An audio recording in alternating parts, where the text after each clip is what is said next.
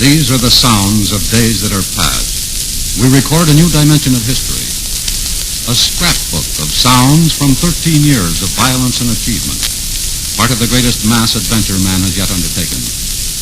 A voice can cut through the hazy fog of time and bring yesterday's images sharply into focus. Do you recognize this voice? You hold the distinction of being the only nation in the history of the world that ever went to the poorhouse in an automobile. That was the voice of Will Rogers, trying to teach America how to laugh its way through a depression. 1933 was dark all over the world.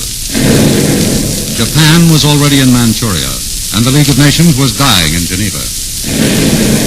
In Germany, the Reichstag fire was history. So was the Weimar Republic.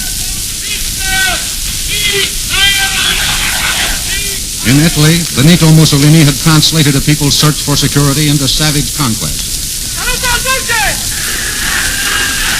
In rich, fertile America, fear and uncertainty lay heavy upon the land. Our greatest primary task is to put people to work.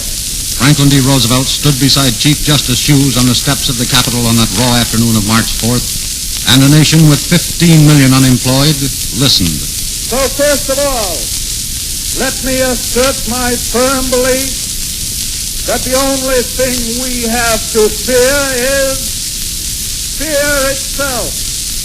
Nameless, unreasoning, unjustified terror, which paralyzes needed effort to convert retreat into advance. The first year of the New Deal was vigorous, desperate, experimental, and like a surgeon's most powerful drugs, dangerous.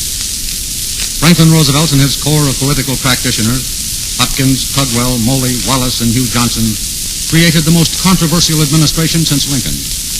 And yet, either because of it or in spite of it, the patient revived and prospered. Production and employment were up. The soup kitchens and the apple stands disappeared.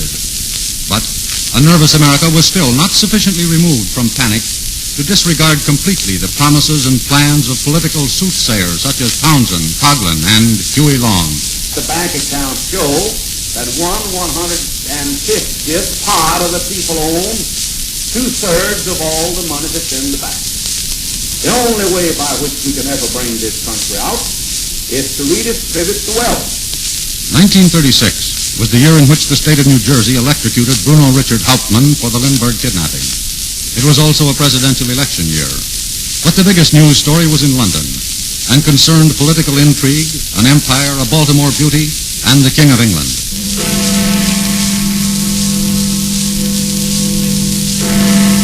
On the night of December 11th, as Big Ben tolled the hour, London cinemas were deserted, New York subways empty at their usual rush hour. In Eugene, Oregon, and Johannesburg, you could hear the world quiet down. This is Windsor Castle. His Royal Highness Prince Edward. At long last, I am able to say a few words of my own. I have never wanted to withhold anything. But until now, it has not been constitutionally possible for me to speak.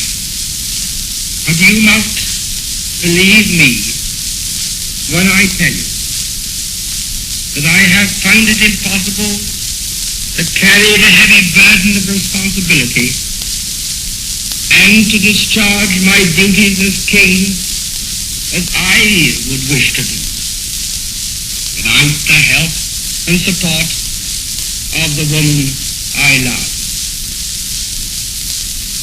And now we all have the new king.